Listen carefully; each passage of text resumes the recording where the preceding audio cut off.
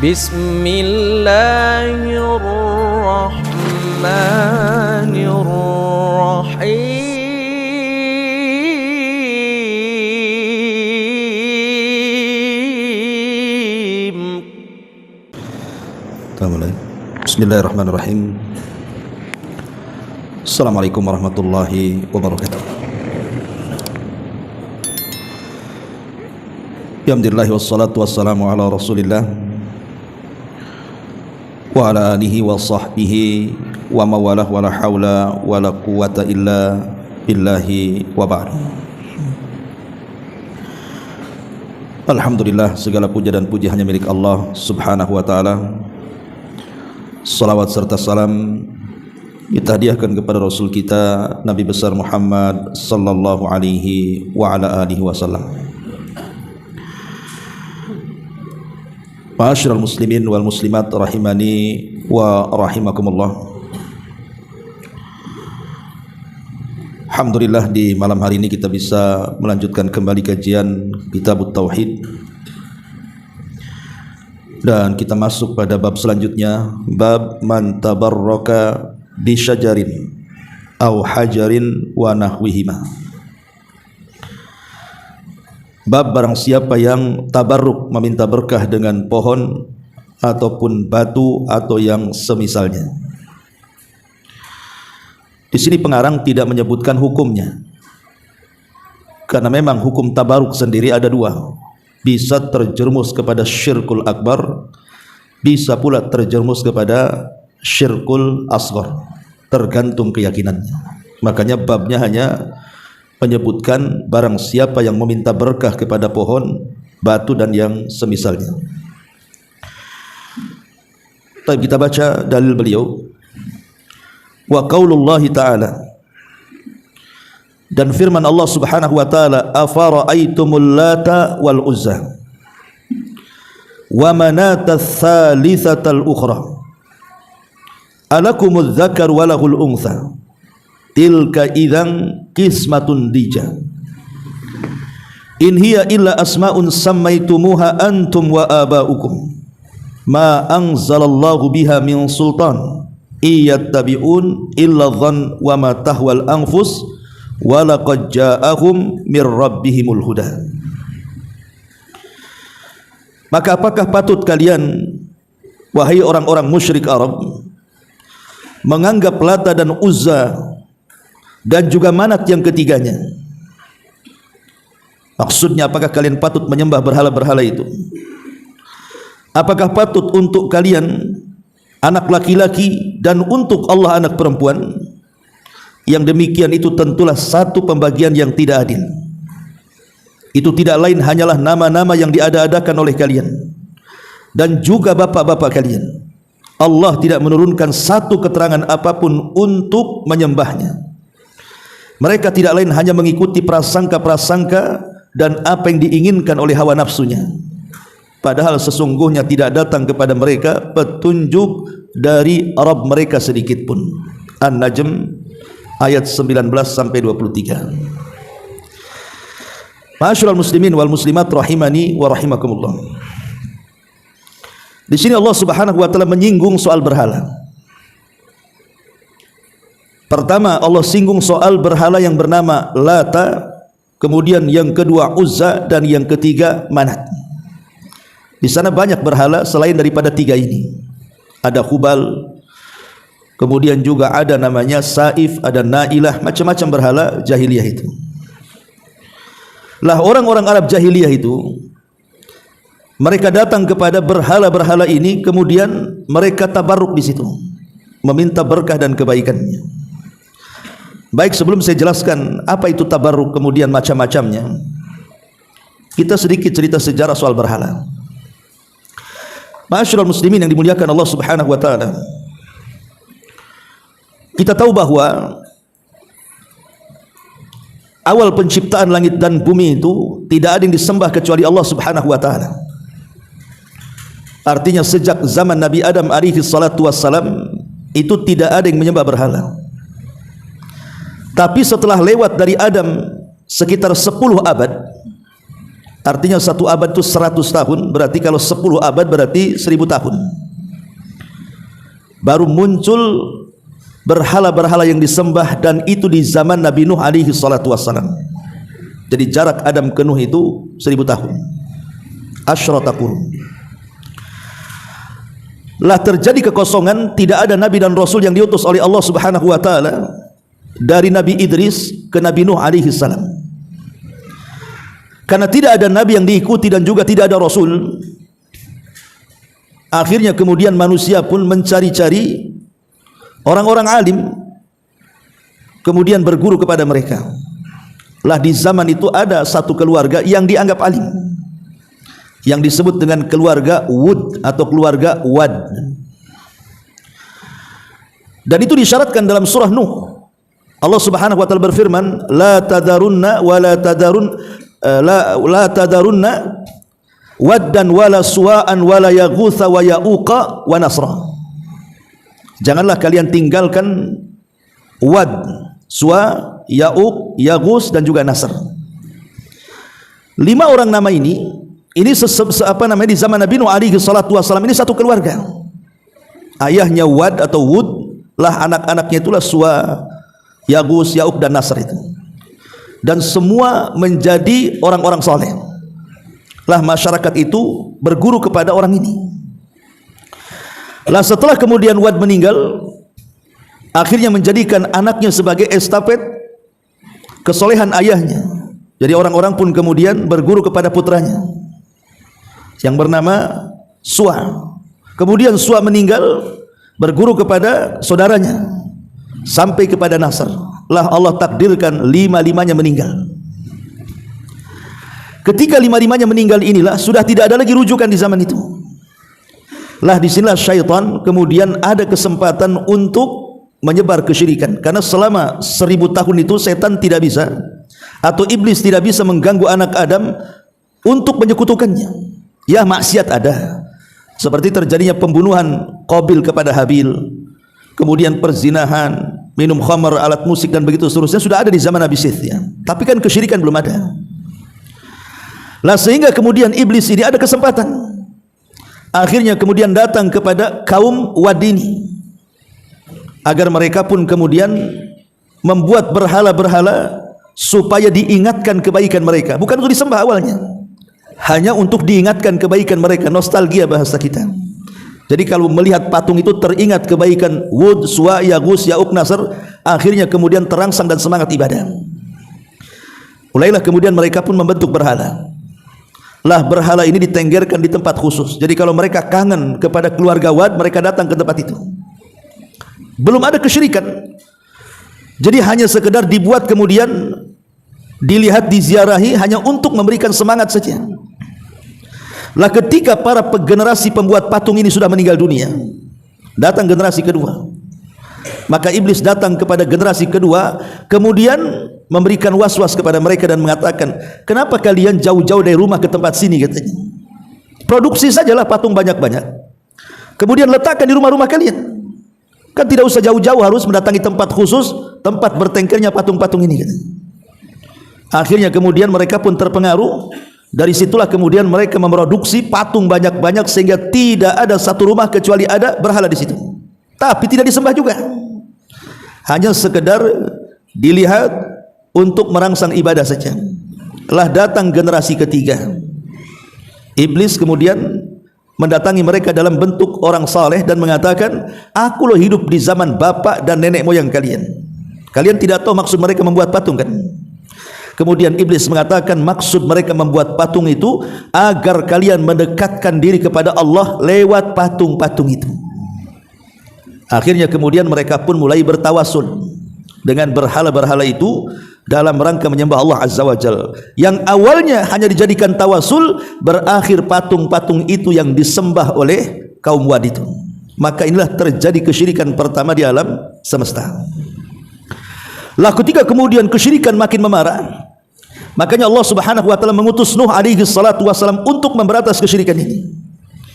Makanya Nuh kemudian dinobatkan sebagai rasul pertama.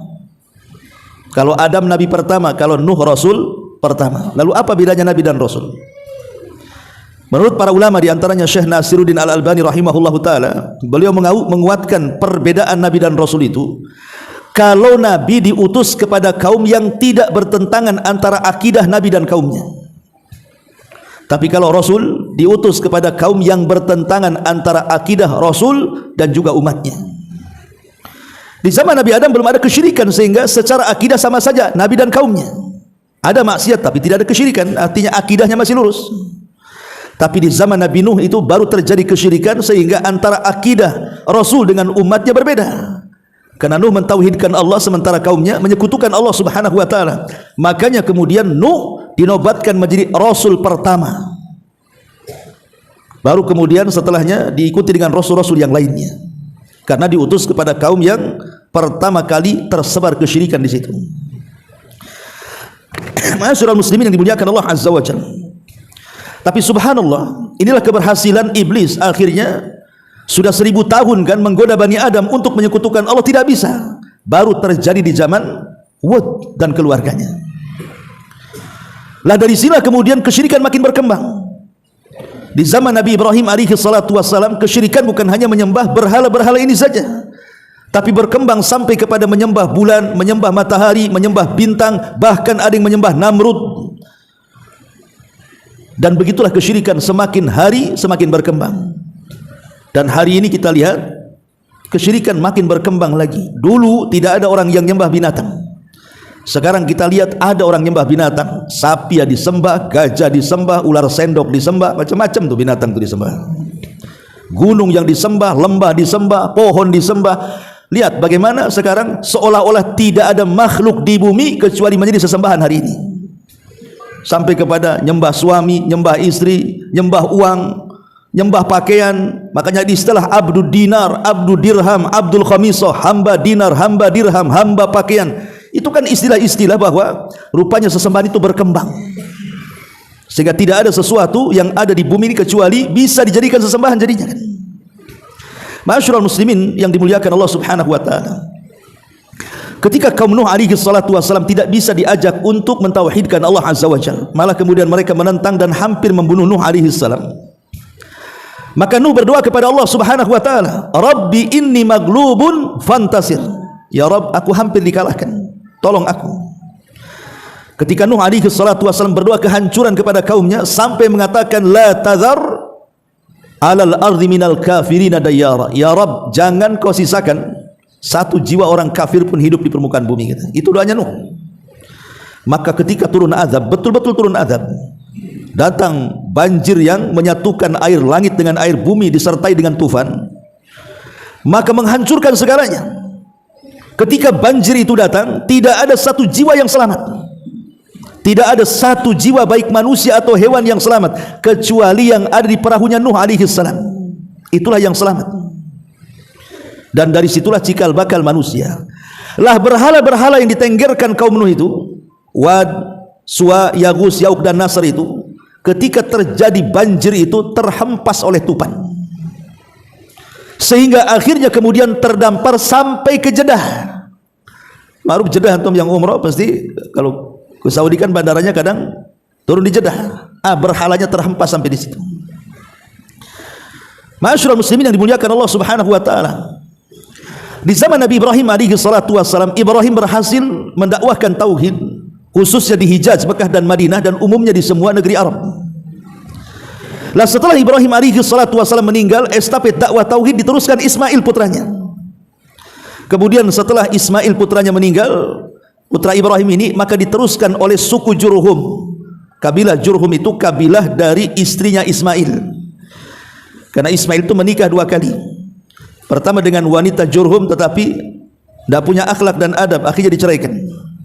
Kemudian menikah lagi dan Allah takdirkan istri keduanya salihah.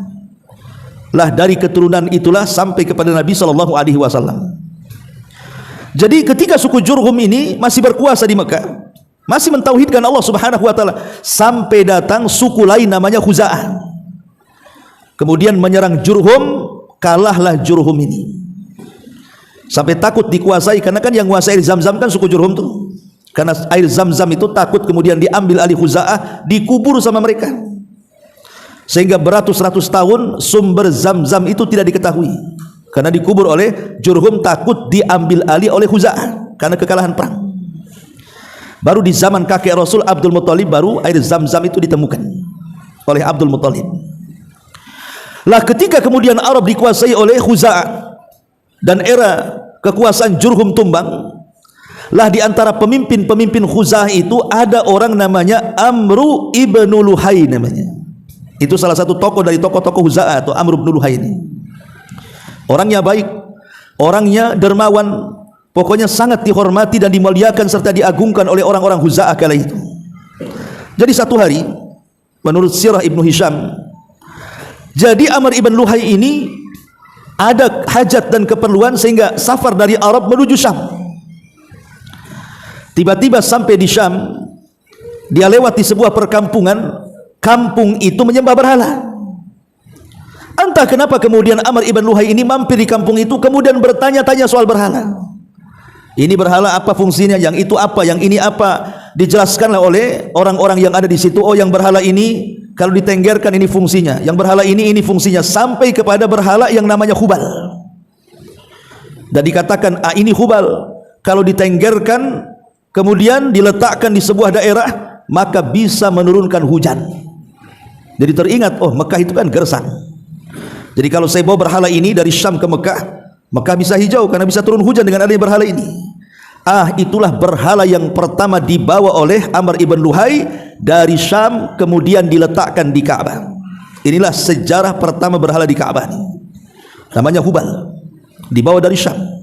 Ya. Ma'asyiral muslimin yang dimuliakan Allah Subhanahu wa taala. Lah setelah kemudian berhala pertama ini yang diambil oleh Amr ibn Luhai dari Syam kemudian diletakkan di Ka'bah yang bernama Hubal inilah, mulailah kemudian Amr ibn Luhai ini mengajak orang-orang untuk menyembah Hubal. Awalnya cuma satu Hubal, tapi kemudian dibuat lagi ada namanya Lata, kemudian dibuat lagi ada namanya Uzza, kemudian dibuat lagi ada namanya Manat, kemudian dibuat lagi, akhirnya banyak sekali berhala sampai ketika Fathu Mekah saja berhala di sekitar Ka'bah itu 350 kurang lebih yang dihancurkan Nabi dan para sahabatnya. Itu yang di sekitar Ka'bah, belum yang di rumah-rumah, belum yang di kabilah-kabilah. Betul-betul agama tauhid hilang dengan adanya Amr ibn Luhai ini. Makanya Nabi SAW mengatakan, inni ra'aitu Amr ibn Luhai finnari yajurru am'a'ahu. Aku melihat Amr ibn Luhai terburai ususnya di neraka. Kenapa? Karena dia awal man ghayyara millata Ibrahim. Dialah orang yang pertama kali merubah agama tauhid, agama Ibrahim. Amr ibn Luhai. Sampai kepada era jahiliyah Quraisy, orang-orang Quraisy masih mengikuti keyakinan Amr ibn Luhai menyembah berhala. Bahkan ada satu berhala itu yang aneh gitu ya, namanya Saif dan Nailah. Saif dan Nailah, dua-duanya sebenarnya sejarahnya, Saif ini laki-laki, Nailah ini perempuan. Dua-duanya orang Yaman. Jadi Saif ini suka dengan Nailah dan Nailah juga suka dengan Saif. Maka Saif berusaha melamar Nailah tapi ditolak keluarganya. Tidak mau.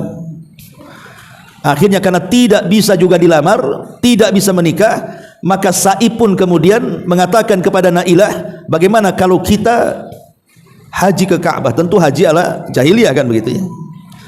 Umrah haji sudah ada karena itu kan syariat Ibrahim, cuman akhirnya dirubah-rubah menjadi syariat kesyirikan di zamannya.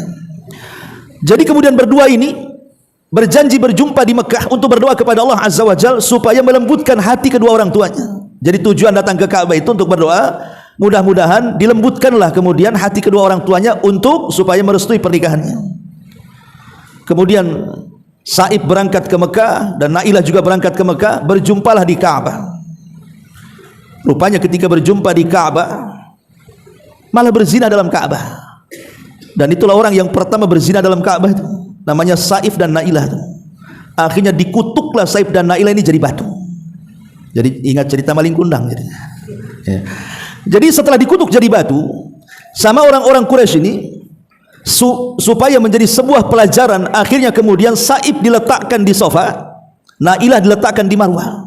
Jadi kalau ada orang Sa'i itu melihat berhala itu teringat kelancangan keduanya. Dan orang pun kalau melihat patung itu selalu benci dan mencelanya karena sudah istihza dengan Ka'bah, mengolok-olok Ka'bah. Tetapi dengan berjalannya waktu dari generasi ke generasi, lupa bahwa tujuan meletakkan Saif dan Nailah itu untuk menjadi pelajaran. Jangan seperti mereka. Tapi belakangan dua patung ini disembah juga, coba bayangkan. Itulah makanya kenapa mereka disebut jahiliyah, karena nggak ada otak. Ini keduanya dikutuk karena berzina, kan begitu, malah disembah pula. Jadi macam-macam berhala-berhala yang ada di Mekah kala itu. Kembali kepada cerita Wad, Suwa, Yagus, Ya'uq dan Nasr itu yang terhempas di zaman Nabi Nuh alaihi salatu wasallam, kemudian terdampar di Jeddah. Lah Amr ibn Luhai ini kemudian satu malam bermimpi, ya tentu didatangi oleh syaitan, bahwa berhala-berhala yang pernah ada di zaman Nabi Nuh alaihi salatu wasallam terdampar di Jeddah. Setelah dia bermimpi, kemudian dia teringat mimpinya, dia pun membawa beberapa orang kemudian mencari situsnya tuh. Allah takdirkan ketemu pula tuh berhala-berhala tuh. Ketika sudah berjumpa dengan berhala-berhala di zaman Nabi Nuh itulah, oleh Amr ibn Luhai dibagi-bagi kepada seluruh kabilah. Hampir semua kabilah yang besar mendapatkan berhala itu untuk disembah. Inilah kenapa sejarah kok bisa patung atau berhala di zaman Nabi Nuh alaihi salatu wasalam bisa berada di tanah Arab. Itu karena terhempas banjir bandang yang diiringi tupan tadi. Tapi ada sebagian para ulama mengatakan sebenarnya tidak pernah wujud itu berhala-berhala yang namanya Wad, Suwa, Ya'uq, Yagus dan Nasr itu di tanah Arab. Tetapi maksudnya adalah itu kisah dari turun-temurun. Jadi kisah dari turun-temurun inilah nama-nama berhala itu dikenal. Lah ketika sampai di zaman Amr ibn Luhai, mereka pun membuat berhala-berhala, kemudian sebagian berhala diberi nama persis dengan nama berhala-berhala yang ada di zaman Nabi Nuh. Ada juga yang mengatakan seperti itu. Tapi ini menunjukkan ma'asyiral muslimin yang dimuliakan Allah Subhanahu wa taala, bagaimana berhala itu berkembang coba dari zaman Nabi Nuh sampai di era jahiliyah. Sampai semua disembah, banyak berhala di mana-mana. Makanya di sini Allah Subhanahu wa taala mengatakan afara'aitumul lata. Lata ini bisa dibaca tasdid al-lata gitu ya. Bisa juga dibaca lata tanpa tasdid. Kalau tanpa tasdid berarti lata itu artinya apa namanya, dalam bahasa Arab itu muannats dari Allah. Tetapi kalau dibaca tasdid al-lata berarti diisyaratkan kepada seseorang. Dulu ada seseorang yang baik yang suka membuat adonan roti. Karena latta yaluttu itu artinya membuat adonan roti yang kemudian makanannya dibagi-bagi kepada jemaah haji orang baik. Lah setelah meninggal, untuk mengenang kebaikannya maka dibentuklah patung Lata. Itu kalau dibaca tasdid. Tapi intinya bahwa Lata ini sebuah berhala yang diagungkan oleh penduduk Taif dan juga Hawazin. Makanya kalau kita ingat, pernah saya kisahkan tentang kisah Abrohatul Asram, Abroha yang datang dari Mekah untuk menghancurkan Ka'bah dengan membawa pasukan gajah itu. Ketika mereka sampai di Taif, dan Taif itu kan kalau sekarang daerah yang paling hijau di Mekah sana. Lah ketika sampai di Taif, penduduk Taif dan juga Hawazin, mereka menghadang Abroha. Dikiranya Abroha itu akan menghancurkan berhala mereka namanya Lata. Makanya kemudian orang-orang Taif dan Hawazin pun mengatakan kepada Abroha itu, tolong jangan hancurkan patung kami. Sebagai imbalannya kami akan memberikan seseorang yang menunjuk jalan kemana arah ke Ka'bah. Maka kemudian diserahkan seorang penunjuk jalan oleh orang-orang Hawazin dan Taif namanya Abu Rughal. Itulah yang kemudian menjadi penunjuk jalan pasukan Abroha mengarah ke Mekah, karena Taif ke Mekah itu kan jauh ya. Tetapi sayang Abu Rughal kemudian meninggal di tengah jalan dan kuburannya masih ada. Bahkan orang-orang Arab itu kalau lewat di kuburan Abu Rughal itu suka ngelempari batu karena dianggap pengkhianat Arab. Dialah orang yang pertama kali berkhianat kepada orang Arab karena menjadi penunjuk jalan Abroha. Makanya orang Arab kalau mereka suka berkhianat suka dipanggil Abu Rughal. Nah, antum kalau berkhianat Abu Rughal. Orang-orang Arab begitu. Ya, jadi kuburannya itu dilempari batu. Syahidnya adalah orang-orang Taif. Mereka sangat mengagungkan Lata kan. Sampai-sampai kemudian bertaruh dengan Abroha, jangan hancurkan patung kami, karena disangkanya Abroha itu datang untuk menghancurkan Lata. Makanya mereka mengatakan, tolonglah jangan hancurkan patung kami. Kalau engkau ingin sesuatu ngomong saja. Maka kemudian imbalannya dikasih Abu Rughal itu sebagai penunjuk jalan tuh. Jadi Lata itu sangat diagungkan oleh orang-orang Taif dan Hawazin. Ya. Kemudian yang kedua, afara'aitumul Lata wal Uzza. Uzza ini berhala yang diagungkan oleh penduduk Mekah. Makanya dalam peperangan Abi Sufyan yang ketika itu masih kafir menghadapi tentara Nabi SAW, dengan bangganya Abu Sufyan kepada berhalanya namanya Uzza, mengatakan di hadapan kaum muslimin, di hadapan Abu Bakar, Umar dan juga pasukan kaum muslimin, mengatakan lanal Uzza wala Uzza lakum, katanya. Kami punya Uzza, kalian tak punya Uzza, katanya. Dia bangga dengan Uzza. Maka Nabi SAW mengajarkan jawabannya kepada kaum muslimin, katakan kepada Abu Sufyan itu, Allahu maulana la maula lakum. Kalau kalian punya Uzza, kami punya Allah yang akan melindungi kami, dan kalian tidak punya Allah, katanya. Dijawab, ya. Dari sini kita tahu perkataan Nabi Sufyan ketika mengatakan lana Uzza wala Uzza lakum. Kami punya Uzza, kalian tidak punya Uzza. Jadi penduduk Mekah ini sangat mengagungkan Uzza. Kemudian yang ketiga, wal manata tsalitsatal ukhra. Dan Manat berhala yang ketiganya. Dan Manat itu berhala yang diagungkan orang-orang Madinah dari kalangan Khazraj dan Aus sebelum dua kabilah ini masuk Islam dan menjadi Ansar. Jadi orang-orang Ansar ini itu kan dari dua kabilah, Khazraj dan Aus. Dulu dua kabilah ini penyembah berhala. Lah berhala yang diagungkan penduduk Madinah kala itu namanya Manat. Makanya Allah Subhanahu wa taala mengatakan wa manata tsalitsatal ukhra. Dan patung Manat dan yang ketiganya. Ma'asyiral muslimin yang dimuliakan Allah Subhanahu wa taala, lah ketika kemudian terjadi Fathu Mekah. Terjadi Fathu Mekah. Nabi SAW kan memerintahkan para sahabat untuk menghancurkan berhala-berhala ini. Salah satunya adalah Khalid ibn Walid, diutus oleh Nabi SAW untuk menghancurkan berhala Lata yang ada di Hawazin, di Taif, dan itu berupa pohon kan itu. Jadi oleh Khalid bin Walid itu betul-betul ditebang tuh pohon yang dianggap patung Lata itu, betul-betul sampai ke akar-akarnya. Kemudian setelah ditumbangkan berhala itu yang berbentuk pohon itu, dia datang kepada Nabi SAW melaporkan, Rasul, aku sudah menghancurkan tuh patung namanya Lata itu. Kata Rasul, oh belum, engkau belum menghancurkan patung Lata, kau balik lagi ke sana, hancurkan betul-betul, katanya.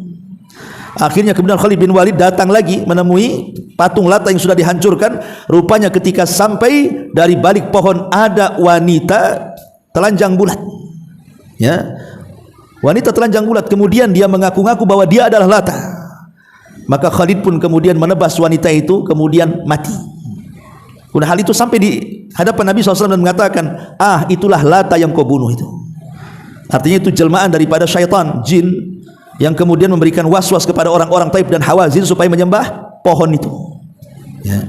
Ma'asyiral muslimin yang dimuliakan Allah Azza wa Jalla. Adapun Mughirah bin Syu'bah juga diutus oleh Nabi SAW untuk menghancurkan patung Manat, dan Ali radhiyallahu anhu juga disuruh untuk menghancurkan Uzza. Akhirnya kemudian berhala-berhala itu betul-betul dihancurkan oleh para sahabat, sehingga tidak ada lagi berhala setelah kemudian kedatangan Rasul di Fathu Mekah.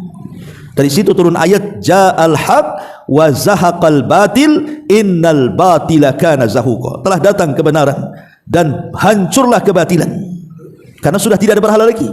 Karena Rasulullah SAW meminta seluruh berhala itu dihancurkan sehancur-hancurnya.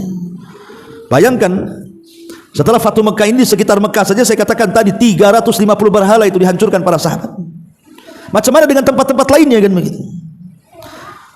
Menunjukkan bahwa ketika itu disebut jahiliyah karena mereka para penyembah berhala. Dan hari ini justru terkadang lebih aneh lagi. Dulu orang-orang jahiliyah itu ada yang menyembah batu, ada yang menyembah pohon gitu ya, ada yang menyembah macam-macam gitu, karena wajar kejahiliahan mereka, tidak paham soal akidah yang benar. Tapi hari ini yang nyembah pohon, yang nyembah batu, macam-macam, justru orang yang sudah masuk Islam, orang yang mentauhidkan, mengucapkan kalimat tauhid la ilaha illallah setiap habis sholat, tapi masih percaya saja kepada batu-batu kan. Beberapa tahun kemarin kan antum ingat ada namanya gandrung batu aki kan itu. Semua orang jual batu aki. Sampai batu ulak pun dibuat batu aki. Kemudian dikasih tahu, pedagangnya hebat, tahu dia fungsi batu ini, kalau ini penglaris nih batu aki nih. Yang ini oh ini untuk pelet, yang ini. Tapi dia sendiri miskin jual batu aki. Padahal batu aki yang penglaris itu ada juga di jualan dia. Sebenarnya kan orang yang beli itu harus berpikir kan, lah kenapa dia jual? Batunya ada di situ, kenapa dia tidak kaya-kaya orang jual itu? Itu karena kita ini sudah dianggap lebih daripada orang jahiliyah, padahal kejahiliahan itu sudah tidak ada karena sudah datang Islam kan. Tapi begitulah syaitan akan terus menggoda Bani Adam supaya manusia diarahkan kepada menyembah berhala. Ma'asyiral muslimin wal muslimat rahimani wa rahimakumullah. Itulah diantara sejarah kenapa sampai adanya berhala. Tapi sekali lagi, bahwa saya pernah baca buku tentang perkembangan agama di India, ya, dan sudah diterjemahkan. Jadi di situ saya terbaca di India itu agama yang ada di sana itu sampai 1000 agama lebih. Bayangkan kalau 1000 agama lebih berarti 1000 Tuhan lebih kan itu. Karena masing-masing agama kan punya Tuhan. Coba bayangkan, itu di India saja tuh. Belum daerah-daerah yang lainnya, negara-negara yang lainnya kan. Di India saja 1000 agama lebih ada di sana. Ketika mengatakan 1000 agama berarti 1000 Tuhan lebih. Sampai saya terbaca, maaf gitu ya, sampai ada sebagian agama atau keyakinan di sana itu mereka menyembah satu berhala wanita, ya, kemudian dibentuk kemaluannya, mereka menyembah kemaluannya, naudzubillah. Itu saya baca itu. Sampai seperti itu. Akalnya di mana coba? Alasannya apa? Karena dari situlah lahir orang-orang hebat katanya. Lahir para nabi, lahir orang-orang hebat. Lah dia tidak sadar dari situ juga Abu Jahal lahir. Abu Lahab lahir, Fir'aun lahir, Namrud lahir kan gitu ya. Harus diakal. Ya. Tapi sampai seperti itu lah orang bisa menyembah aneh-aneh gitu. Sampai kepada sapi, sampai kepada ular, sampai kepada gajah, macam-macam. Ya. Di mana akal mereka coba? Bahkan ada di sebagian negeri itu ada namanya Syajaratul Umniyah. Syajarah Umniyah itu pohon yang disebut dengan pohon yang akan mengabulkan angan-angan orang. Jadi kalau datang ke pohon itu mereka akan tulis di kertas gitu ya. Kemudian akan digantungkan di pohon itu. Coba bayangkan. Mereka meyakini kalau angan-angan cita-cita mereka itu digantungkan di pohon itu, maka pohon itu akan mengabulkan cita-citanya. Lah akalnya di mana kan gitu? Itu pohon bisa tumbang, itu kayu. Sama daerah mana itu yang naruh gembok banyak-banyak di situ? Di Indonesia ada nggak tuh? Naruh apa namanya, satu pohon diletakkan kayak gitu, itu namanya Syajaratul Umniyah. Kalau di Indonesia bukan begitu caranya. Ya, saya pernah ke Jawa Tengah itu dulu, ya, masih muda, sekarang muda juga. Jadi ada kisah-kisah orang-orang yang masuk ke keraton itu. Situ ada pohon beringin. Ya. Jadi kalau ke pohon beringin itu disuruh ditutup mukanya gitu. Ya, kemudian suruh jalan.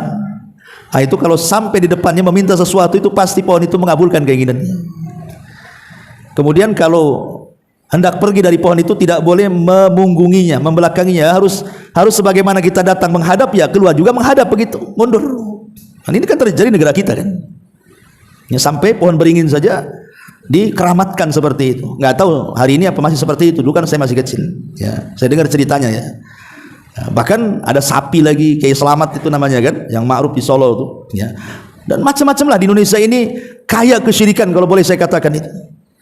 Karena memang menjunjung adat istiadat yang kadang-kadang tidak tersaring dengan Al-Quran dan Sunnah. Ya bagi kita wajar saja karena Islam ini kan datang belakangan. Islam itu datang belakangan. Sebelum datang Islam itu kan memang negeri kita juga agama dan keyakinan mereka kan di atas animisme dan dinamisme. Jadi Hindu Buddha itu sudah duluan. Sehingga Islam ketika datang belakangan itu, ya kalau kemudian setelah dia masuk Islam kemudian berusaha untuk mencari-cari ajaran Islam yang murni, mungkin terselamatkanlah dari tradisi-tradisi yang ada yang berbau syirik itu kan. Tapi kalau dia hanya sekedar memeluk Islam, di satu sisi juga masih mempertahankan adat, akhirnya Islamnya gado-gado akhirnya. Sehingga kita lihat kan masih banyak tradisi-tradisi yang dilakukan umat Islam itu terkadang masih berbau agama-agama kesyirikan kan. Contoh umpamanya, ya kalau sekarang wallahu alam ya, kalau dulu kan ada, kalau orang yang hamil 7 bulanan itu kan dimandi kembangkan tuh, kemudian disuruh injak telur. Itu saya masih ingat kecil-kecil itu ya. Jadi kalau ada orang menikah kemudian hamil 7 bulanan, nanti dimandi kembangkan, kemudian nginjak telur. Kemudian nanti suruh duduk, di situ ada jamur kuning, di situ ada apa namanya kelapa, ya kan? Lah kelapanya itu kadang-kadang diukir. Kemudian digambar dengan gambar wayang Arjuna. Biasanya, ya itu di Jawa Barat, enggak tahu di tempat antum ya. Jadi kelapa dikasih ukiran wayang Arjuna sambil ada janur kuningnya, kemudian ada apelnya ditaruh di situ. Rupanya ada filosofisnya. Kenapa harus janur kuning? Kenapa harus ditulis diukir wayang Arjuna? Kenapa harus diletakkan apel? Jadi kalau anak itu lahir, biar dia tidak hitam, dia lahirnya sekuning janur, gitu ya. Kemudian kalau dia lahir dia tidak jelek, supaya kenapa digambar Arjuna? Supaya setampan Arjuna. Arjuna aja kita tidak tahu tampan gak tampan. Itu kan sejarah India. Ya, kalau di pewayangan di Jawa Barat tuh wayang golek Arjuna itu ya kayu. Tapi kalau di Jawa kan pakai kulit, ya kan? Ya kalau kayak Arjuna ya keluar kayak kulit lah kan itu. Artinya bahwa ini kan ataupun apel kan? Kenapa mesti apel? Supaya matanya seterang apel. Jadi semua ada filosofisnya. Ya. Tapi kan ini keyakinan-keyakinan tidak ada dalam Islam seperti ini, kan keyakinan luar kan? Tapi siapa yang ngamalkan coba? Kita umat Islam yang ngamalkan. Islam itu tidak mengenal 7 bulanan, 6 bulanan, 1 bulanan, tidak ada. Islam itu hanya mengajarkan kita suruh berdoa kepada Allah Subhanahu wa taala agar anak kita ini menjadi anak yang soleh. Kemudian ibunya biasakan membaca Al-Qur'an. Kenapa membaca Al-Qur'an? Karena bayi itu walaupun dalam rahim belum brojol, tapi mereka sudah dengar. Makanya Allah Subhanahu wa taala mendahulukan pendengaran dibandingkan penglihatan. Allahu akhrajakum min butuni ummahatikum la ta'lamuna syai'a wa ja'ala lakumus sam'a wal basara wal fu'ad wa ja'ala lakumus sam'a wal basar. Allah telah mengeluarkan kalian dari perut ibu kalian tidak mengetahui sesuatu, kemudian Allah jadikan kalian pendengaran baru penglihatan. Lihat, Allah dahulukan pendengaran kemudian penglihatan, karena bayi itu walaupun dalam perut sudah dengar dia. Makanya kalau ibunya suka membaca Al-Qur'an, maka dia dengar. Kalau terus-terusan ketika dia brojol saja, maka dia sudah terbiasa mendengarkan Al-Quran. Kalau ingin mencetak para hafidh dan hafidhah itu lebih mudah. Tapi kalau ibunya suka dangdut, ya kan, suka musik-musik ganas gitu ya, ya keluar jadi artis lah, jadi penyanyi jadinya ya. Kalau ibunya suka gibah, ya wajar anaknya tukang gibah kan. Anaknya dengar waktu ibunya gibah, ketananya di perutnya kan itu. Intinya bahwa nih bagaimana kemudian perkembangan zaman itu juga rupanya tidak menghilangkan sesembahan kepada selain Allah Azza wa Jalla. Ya. Orang sekarang kan sudah cerdas sebenarnya kan. Sekolah sampai tinggi-tinggi loh, dokter, profesor. Waktu kejadian di negeri kita ini ada dukun pengganda uang, masih yakin juga bahwa dia itu bisa menggandakan uang coba. Setelah ketangkap polisi disuruh gandakan tak bisa. Kenapa? Jinnya tak bisa masuk ke penjara katanya. Ini kan aneh-aneh ngomongnya. Intinya bahwa kan para penipu, yang ingin saya katakan, kenapa ada orang cerdas pun datang yakin gitu kan. Padahal jelas-jelas mereka adalah dukun dan paranormal, entah asli entah palsu, tapi yang jelas bahwa seolah-olah kecerdasan itu tidak bisa mengalahkan dunia-dunia klinik. Dan itulah bagaimana setan itu berusaha untuk menyesatkan anak Adam. Ma'asyiral muslimin wal muslimat rahimani wa rahimakumullah. Lah dalam bab ini mu'alif rahimahullahu taala membuat bab tentang bab man tabarraka bi syajarin au hajar wa nahwihima. Barang siapa yang bertabaruk, tabaruk itu artinya meminta berkah, dan berkah itu artinya luzumul khairi wastiqraru, kebaikan yang menetap dan kebaikan yang bertambah. Itu disebut berkah namanya. Jadi kalau orang diberkahi Allah Subhanahu wa taala, berarti dia diberikan ketetapan kebaikan, dan kebaikan itu akan terus bertambah dan bertambah. Makanya ada istilah di masyarakat awam itu, tidak apa-apalah penghasilan sedikit, tapi berkah dibandingkan penghasilan banyak tak berkah. Karena logikanya walaupun kita ini banyak uangnya, tapi kalau tidak berkah itu rasanya miskin terus. Tapi ada orang yang mungkin penghasilan sedikit, tetapi Allah berkahi, semua dicukupkan Allah Subhanahu wa taala. Ya, karena berkah itu artinya kebaikan yang ditetapkan dan ditambah oleh Allah Subhanahu wa taala. Berkah itu diambil dari kata-kata birkah. Birkah itu kolam. Ya, kalau dalam bahasa Arab birkah itu kolam. Jadi kalau orang Arab itu membuat tempat minum air unta, ya, itu semacam kolam penampungan air, itu disebut birkah. Karena kalau air dituangkan di situ, air itu tidak akan hilang, tidak akan tumpah.